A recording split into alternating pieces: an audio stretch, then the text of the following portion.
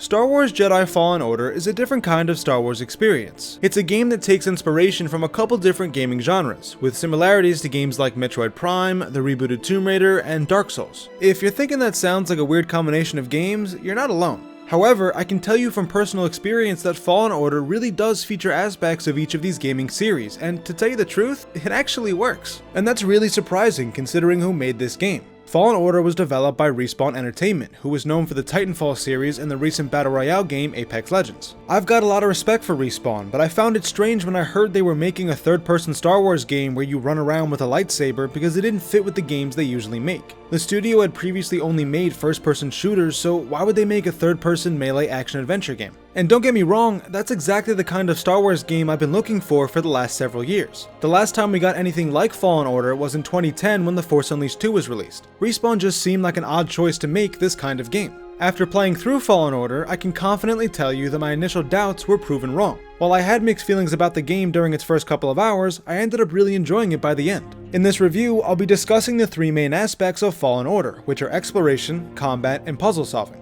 I'll also dive a little bit into the game's story so you have a better understanding for what this game is all about and where it fits within the Star Wars timeline. So grab your lightsaber and get ready to learn the ways of Star Wars Jedi Fallen Order.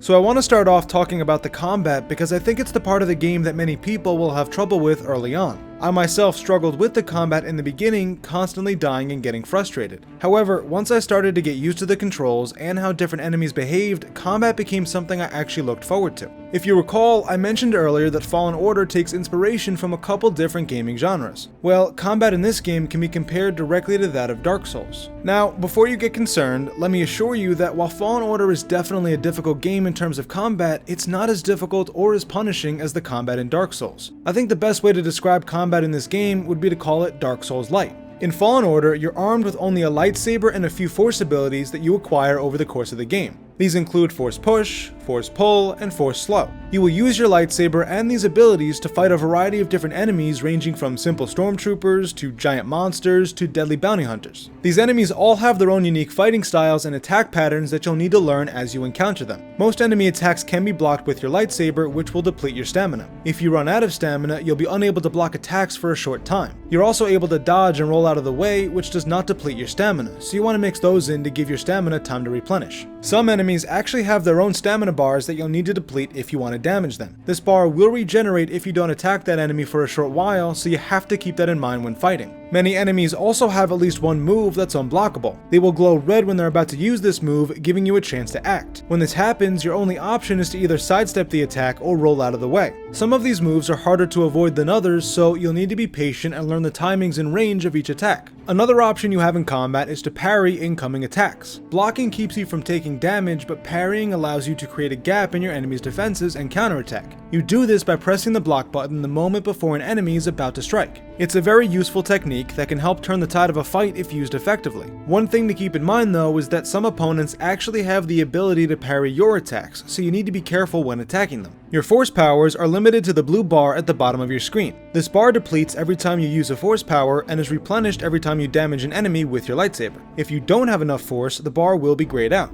By limiting the amount of force you can use in a fight, Fallen Order makes engagements more strategic. You need to really think about when it's appropriate to use the force versus when it's better to save it for a more difficult fight. As you progress through the game, you'll be able to increase your maximum force level and you'll unlock skills that give you more ways to regenerate force, so later in the game you can be a bit less conservative with your force powers. In terms of health, the only way to heal during combat is by using a health stim. These are given to you by your droid companion BD-1. When you start the game, you will only have 2 stims available while in combat. However, you'll be able to find more of them throughout your adventure, and you'll be able to improve their effectiveness with certain skills. The only other way to heal in Fallen Order is by resting at one of the meditation circles found throughout the game. Similar to the bonfires in Dark Souls, these meditation circles allow you to replenish your stats. Resting at one of them will refill your health, restore your force, and restock your health stims. Resting will also respawn most of the enemies that you've killed, just like in Dark Souls. The only enemies that don't come back are bosses that you've defeated.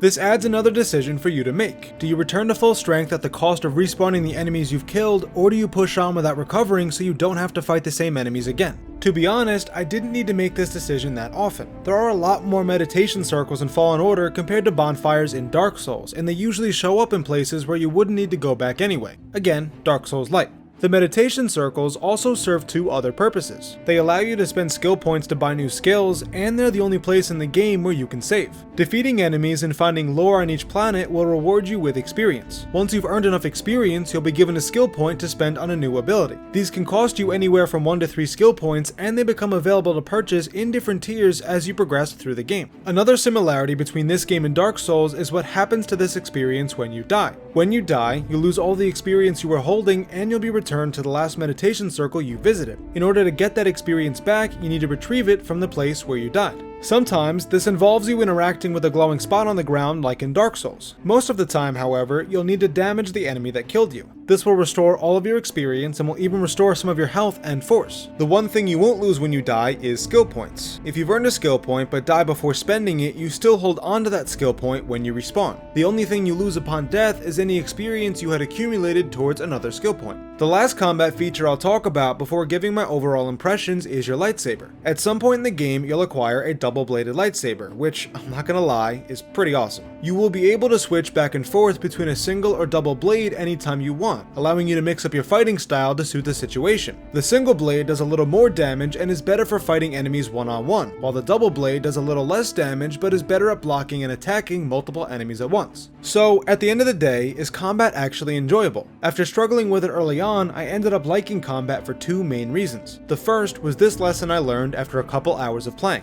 Patience is key. When I first started playing, I was way too aggressive, and I paid dearly for it. When I finally slowed things down and started paying attention to enemy attack patterns, I started to actually have some success. I got used to parrying, blocking, and dodging, which helped me survive more encounters. I grew to appreciate the strategy involved with fighting and enjoyed the challenge of taking down different combinations of enemies. The other reason I ended up liking combat was the abilities that you acquire throughout the game. When you start the game, the only force power you have is force slow. I personally found this inadequate for fighting early on, and I struggled using only my lightsaber and force slow. When I got access to abilities like force push and force pull, as well as the double-bladed lightsaber, I found I had many more options for dealing with enemies. In fact, I actually found combat easier later on in the game, even though combat encounters got harder. The tools you have at your disposal later in the game are invaluable for defeating groups of enemies and tough opponents. For example, force pull gave me range that I didn't previously have. It allowed me to pull many enemies close to me and take them out in one shot. Force pull also opened up the option to acquire the lightsaber throw skill, which is another ranged option. These two moves changed my playstyle completely, making it easier to deal with situations I previously found difficult. The point I'm trying to make is that combat in Fallen Order is fun, but it may take some getting used to, which is okay. If you end up struggling with it in the first couple of hours, know that it gets better later in the game once you get used to the mechanics and acquire more abilities.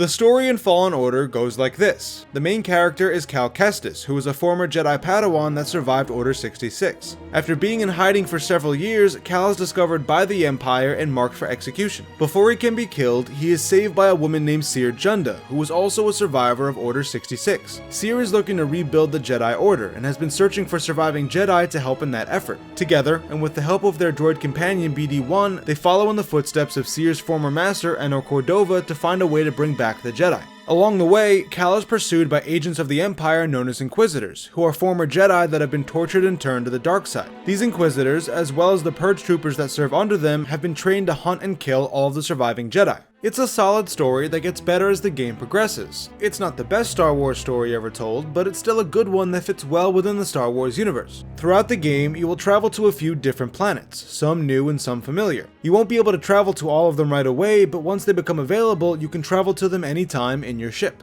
Exploring these planets is very similar to how you would explore in Metroid Prime. You are given a holomap with a detailed layout of where you've been and where you need to go, sort of like the maps you would get for each region in Metroid Prime. This holomap also shows you pathways you haven't explored and whether or not you'll be able to access these areas. You see, the force powers you acquire in this game can also be used outside of combat to interact with the environment. You'll push through blocked passages, pull down raised bridges, and slow high-speed objects, among other things. Until you get these powers, you won't be able to access areas that require these abilities. Once you acquire them, you can then backtrack to these areas and explore them. Now, why would you want to do that? Well, some areas you need to backtrack to for the main quest, but the rest of these places contain collectibles, lore, and upgrades for you to find. Fallen Order has dozens of these chests that contain various customization options for Cal, BD1, your ship, and your lightsaber. Some of these chests are gold colored, which means they contain a stim canister that you can add to your inventory. Other items you'll find include Force Echoes and scans for BD1. Force Echoes are objects with a blue glow that allow Cal to gather information about people and events related to that object. Finding one of these gives you a lore entry and rewards you with a small amount of experience. Some Echoes are noticeably larger than the rest, which means they contain either a life essence or a force essence in addition to the lore and experience you normally get. If you collect 3 life essences, you'll increase your maximum health. If you collect 3 force essences, you'll increase your maximum force, so these are definitely worth seeking out. Another source of lore are the scans BD1 provides on objects found on each planet. These scans can be of ancient statues and monuments, of plants and animals, or any number of other objects of interest. BD1 can also scan enemies, giving you a brief description of each enemy as well as some tips for fighting them. The last feature to talk about is puzzle solving. Like I said before, force powers can be used to interact with various objects in your environment. Sometimes you'll reach an area where the only way forward involves solving some sort of puzzle. You might need to use the force to move objects around or use one of BD1's abilities to affect some sort of machinery. These puzzles are similar to what you might find in a Tomb Raider game or even a Legend of Zelda game, and they are definitely one of the more enjoyable parts of Fallen Order. Overall, these aspects of the game were enjoyable for pretty much the entire game. The exploration and puzzle solving provide a nice balance to the more difficult combat. The collectibles and upgrades are actually useful and encourage exploration. The lore entries are interesting, especially if you're a big fan of the Clone Wars TV show like I am, and the story itself is good enough to stand on its own in the Star Wars universe. So that's Fallen Order. I do recommend picking up this game and giving it a shot. If you struggle with the combat early on like I did, know that it does get better as you get used to the controls and enemy behaviors and when you unlock new abilities. The key thing to keep in mind when fighting is patience and timing. If you remember that, you'll definitely have much more success and hit a lot more fun. I hope this review was both informative and enjoyable. If you liked it, I encourage you to check out my channel and subscribe if you like what you see. Thanks for watching, and may the Force be with you.